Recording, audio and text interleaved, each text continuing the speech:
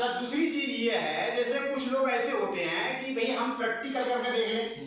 तो हम उन्हें ये सलाह देना चाहेंगे कि जैसे अगर कोई प्रैक्टिकल करना चाहिए, जैसे 15 बीघा किसी ने अपने कुल निकलवा लिए मान ली ट्रेन से, ठीक, तो वो 5 नाली जो है वो आप लाइन से लगा लीजिए, 5, केवल 5 नाली, और 5 नाली जो है, अब जैसे वो तो पवेरा हो ही रहा है, तो आने वाले समय में जैसे ही उसकी कटाई होगी लाई की, तो लाई की 5 नालियों को जो है हम बोल लेंगे कि कितनी लाई हमारी निकली, और 5 नालियों का गन्ना भी हम उस समय जाकर बोल लेंगे ये हमारा कितना निकला। अच्छा, जिसने जो है जैसे उसमें वो लिया है गन्ना पवेरा, और पवेरा लाई हुई है, तो 5 नाली उसकी तोल लेंगे और उसका गन्ना का वेट कर लेंगे, तो दोनों का वेट करके हमें ये देखना है कि हम मुनाफे में हैं या घाटे में हैं। देखिए चौधरी साहब, निश्चित तौर पर किसान को जो है लाइन से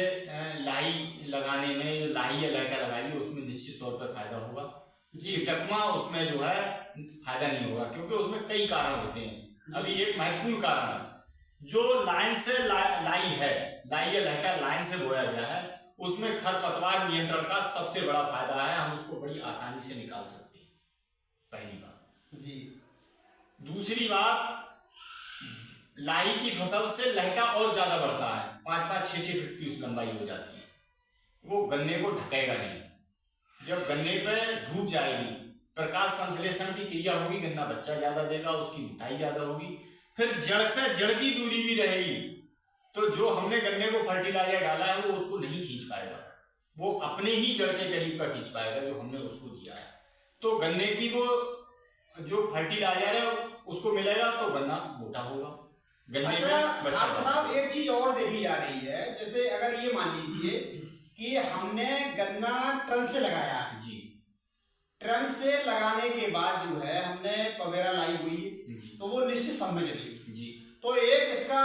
सोल्यूशन ये भी हो सकता है कि जो बीच की नाली होती है जी, और उसे हम निराई गुड़ाई करवा दें तो हमारा एक्स्ट्रा भी खर्चा शायद बच सकता है जी। ये भी एक पहलू हो सकता है, क्यों मास्टर जी? बिल्कुल। भाई अगर हम जैसे उसमें गोभी ली है हमने, चलो पवेरा बो दिया, बोने के बाद हम नराई कराएंगे उसकी, तो नराई जब हम कराएंगे तो वो जो हमारी नाली है पूरी की नराई करते चले जाए तो नाली की तो वो निकल जाएगी, भाई लाइन निकल जाएगी, और जो ऊपर हमारा पुट्ठा है उस पर लाइनें हमारी बरकरार रहेंगी, तो इसमें भी कोई दिक्कत नहीं या कोई दिक्कत आ सकती है, बताइए हमारे साथ। ऐसा है, देखिए वहां भी एक चीज हावी होती है। हाँ बताइए। जैसे जो पुट्ठे के ऊपर है, जो प्लेटफार्म के ऊपर है लाई, उसकी जड़ गन्ने तक नहीं जा रही है, लेकिन जो बगल में गन्ना जो है हमने प्लांटर से बोया, तो हमने सीढ़ीदार गन्ना बोया, तो जो किनारे की जो आंखें होती हैं गन्ने की, एक इस साइड की आंख जमेगी, एक इस साइड की आंख जमेगी, उसके पास लगभग 4 इंच की दूरी तक पेड़ जम जाता है, क्योंकि पुट्ठा जो है नीचे तक होता है, जो उसकी साइड में जमे हुए पेड़ हैं वो जो है नीचे तक उसकी जड़ आएगी, तो उसमें आप उखड़वा दोगे लेकिन उतना मजा नहीं आएगा, दिक्कत फिर भी नहीं आएगी, दिक्कत फिर भी रहेगी, कल्ला उसका पतला ही आएगा, उसी कुदाल से जो है नाली से, हाँ, वो सबसे अच्छा जो है तरीका है जी। तो हम आपसे बातचीत करके बहुत अच्छा लगा आपसे। मेरा सभी किसान भाइयों से एक निवेदन भी है जी, जो क्योंकि हम चाहते हैं कि भारत एक कृषि प्रधान देश है, या कृषि का भविष्य कभी खत्म होने वाला नहीं है। पहले हम लोग, हमारे बाप दादा हर के पीछे गन्ना करते थे, प्लांटर कोई जानता नहीं था, शुगर मिल लगने से पहले यहाँ का किसान कोई नहीं जानता था प्लांटर। आज हमारे क्षेत्र में 50 से 60% क्षेत्र में प्लांटर से गन्ना बोया जाता है, अधिक पैदावार हुई, किसानों को अधिक लाभ हुआ उसका, तभी तो नए तरीके ईजाद हुए। तो मेरी सलाह है किसान इस फार्मूले को, जो तकनीकी हम बता रहे हैं, जिस पर हम चर्चा कर रहे हैं, इस तकनीकी को अपनाएगा तो निश्चित तरीके से लाभ होगा। अब उसका एक फायदा और भी है, जैसे हमें लाइन में माऊ की समस्या आती है और लाइन से लगा हुआ हमारा खेत है, तो हम उसके बीच में होकर निकल जाते हैं। जब छिटकमा हमारी लाइन लहटा हुआ जाता है और लाई जब बड़ी बड़ी खड़ी होती है, उसका फल फूल की स्थिति होती है, उसमें निकलना बड़ा कठिन होता है। इससे लाइन से लाइन में जो है हम खरपतवार नियंत्रण से लेकर रासायनिक खादों की बुवाई से लेके और मतलब जो है दवाइयों की स्प्रे से लेके हम किसी भी स्थिति में उसमें जो है हर कार्य को कर सकते हैं, उसमें हमें कहीं कोई कठिनाई नहीं है। अच्छा, आप ठाकुर साहब एक बात और बताइए, अभी हम एक और प्रोग्राम चलाने जा रहे हैं जी, आप उचित मशवरा दीजिए। जैसे हम ये सोच रहे हैं कि हमारे क्षेत्र में 6 गांव हैं जी, जो हम पे सर्किल है उसमें 6 गांव हैं, तो 6 गांव में हम ये सोच रहे हैं कि एक गांव को हम गोद ले लें। जी,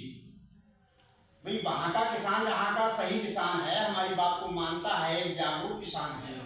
तो हम एक गांव को गोद ले लें, उसमें नई नई प्रकार की नई नई तकनीकें अगर हम करवाएं,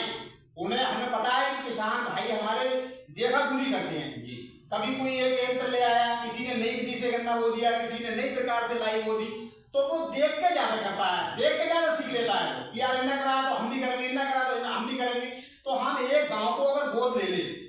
और उसमें नई नई प्रकार से तकनीकी कराएं और आपका उसमें भ्रमण सब लोगों को कराएं और दिखाएं कि ये लोग ऐसे कर रहे हैं, तो हमें उससे कितना फायदा मिल सकता है। ये किसानों का चौधरी साहब सौभाग्य होगा कि इस तरह से कुशल किसान, फैक्ट्री, मिल प्रबंधन, आप जैसे लोग यहाँ पर जब किसानों के बीच में रहेंगे, गोद लेने का मतलब सीधा सा है कि हम किसानों के बीच में रहेंगे, उनको अपने तरीके से सारी खेती कराएंगे, अच्छे अच्छे बीज, नई नस्लें और ये सब चीज उपलब्ध कराएंगे, और उससे जब होगा तो ये किसानों का सौभाग्य होगा। इसमें निश्चित तौर पर किसानों को बहुत बड़ा फायदा होगा। ठीक है, आज हमारे बीच जो है एक्सपर्ट कमेटी थी जिनके हम मार्गदर्शन में कार्य करते हैं, तो इनका हमें उम्मीद